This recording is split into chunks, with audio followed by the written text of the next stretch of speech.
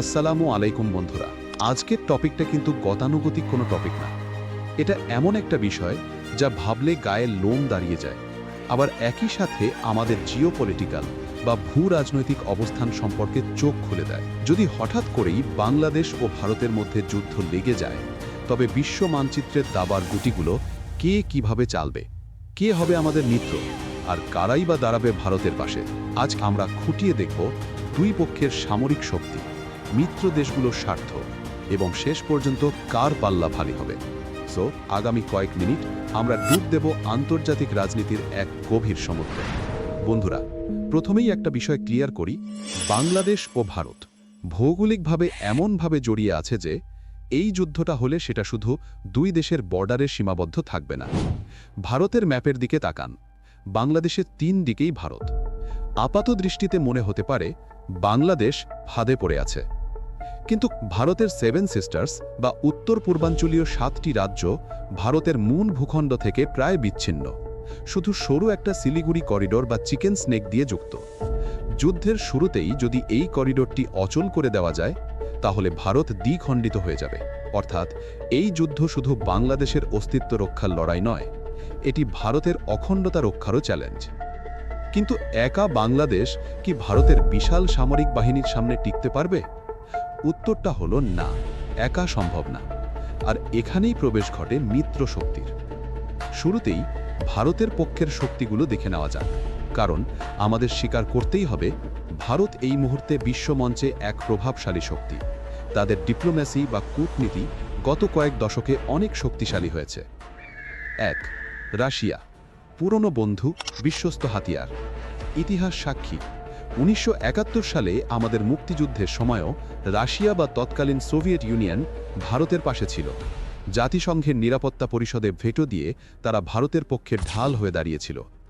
আজও ভারতের সামরিক বাহিনীর একটা বিশাল অংশ, যুদ্ধবিমান থেকে শুরু করে মিসাইল সিস্টেম, সবই রাশিয়ার তৈরি। পুতিনের রাশিয়া ভারতের এক পরীক্ষিত বন্ধু, তাই যুদ্ধ লাগলে রাশিয়া ভারতের পক্ষে অস্ত্র এবং জাতিসংঘের টেবিলে কূটনৈতিক সুরক্ষা দুটোই দেবে। 2. যুক্তরাষ্ট্র, একসময় যুক্তরাষ্ট্রের সাথে ভারতের সম্পর্ক শীতল থাকলেও এখন পরিস্থিতি ভিন্ন। কেন জানেন?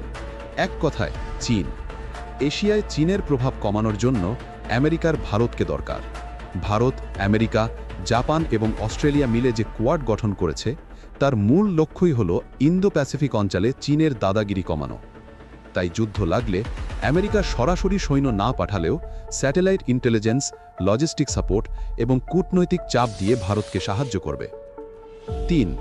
ইসরায়েল ও ফ্রান্স, প্রযুক্তির যোগানদাতা। ইসরায়েল, যাদের সাথে ভারতের সম্পর্ক এখন অনেক গভীর, ভারতের হাতে থাকা ড্রোন টেকনোলজি এবং মিসাইল ডিফেন্স সিস্টেমের বড় যোগানদাতা ইসরায়েল।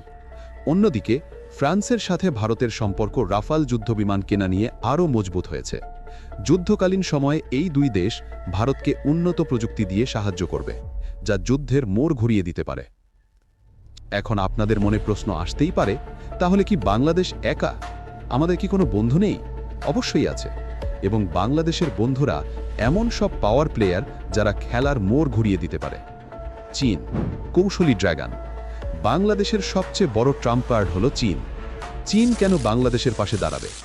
ভারতের প্রতি ভালোবাসা থেকে নয়, বরং নিজের স্বার্থে।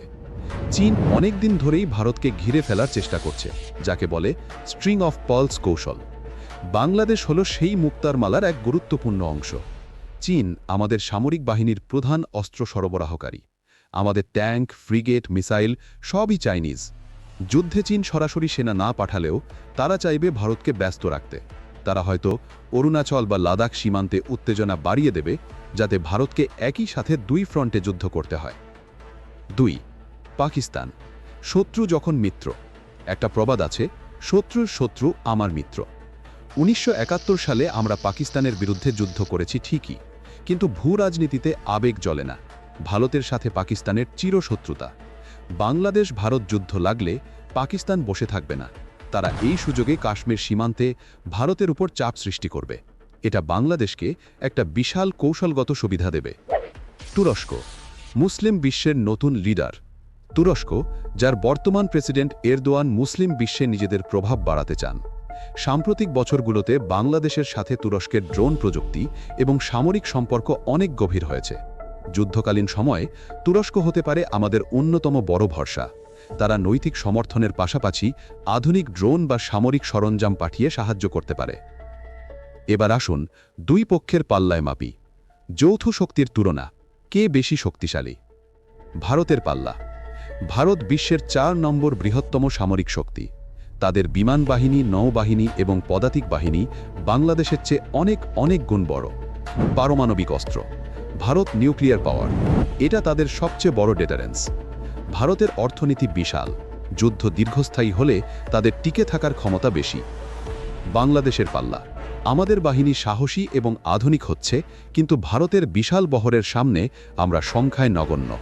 আমাদের আকাশ প্রতিরক্ষা ব্যবস্থা ভারতের বিমান হামলা ঠেকানোর জন্য যথেষ্ট শক্তিশালী কিনা তা নিয়ে প্রশ্ন আছে। ভৌগোলিক দুর্বলতা, 3 দিকে ভারত থাকায় আমরা সহজেই অবরুদ্ধ বা ব্লকেড হয়ে যেতে পারি। কিন্তু এখানে একটা বড় কিন্তু আছে। যুদ্ধের ফলাফল শুধু অস্ত্রের সংখ্যা দিয়ে হয় না। ভারত পারমাণবিক শক্তিধর হলেও বাংলাদেশের ওপর সেটা ব্যবহার করা তাদের জন্য হবে আত্মঘাতী। কেন জানেন? কারণ বাংলাদেশ ও ভারত পাশাপাশি। তেজস্ক্রিয়তা বাতাসের মাধ্যমে ভারতের পশ্চিমবঙ্গ, মেঘালয় বা ত্রিপুরায় ছড়িয়ে পড়বে। নিজের ক্ষতি করে কেউ পরমাণু বোমা মারে না, তাই এই ক্ষেত্রে ভারতের পরমাণু বোমা থাকা আর না থাকা সমান। বাংলাদেশের মাটি নরম, নদীমাতৃক। এখানে ভারতের ভারী ট্যাঙ্ক বহর নিয়ে প্রবেশ করা খুব কঠিন। বর্ষাকালে তো কথাই নেই। এই প্রাকৃতিক সুবিধাই আমাদের সবচেয়ে বড় ডিফেন্স। ভারত ও তার মিত্ররা মানে আমেরিকা, রাশিয়া, ফ্রান্স সম্মিলিতভাবে একটি দানবীয় শক্তি। সরাসরি সম্মুখ যুদ্ধে বা ডাইরেক্ট কনফ্রন্টেশনে বাংলাদেশের টিকে থাকা খুব কঠিন। আমাদের ভরসা করতে হবে আনঅর্থোডক্স ওয়ারফেয়ার বা প্রথাগত যুদ্ধের বাইরে গিয়ে গেরিলা কৌশল এবং আন্তর্জাতিক কূটনীতির ওপর।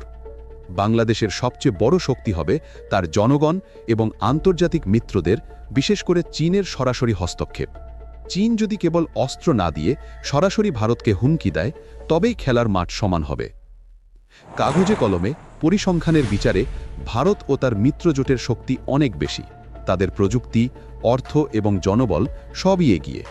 কিন্তু ইতিহাস বলে ভিয়েতনাম আমেরিকার সাথে পেরেছিল, আফগানিস্তান রাশিয়ার সাথে পেরেছিল।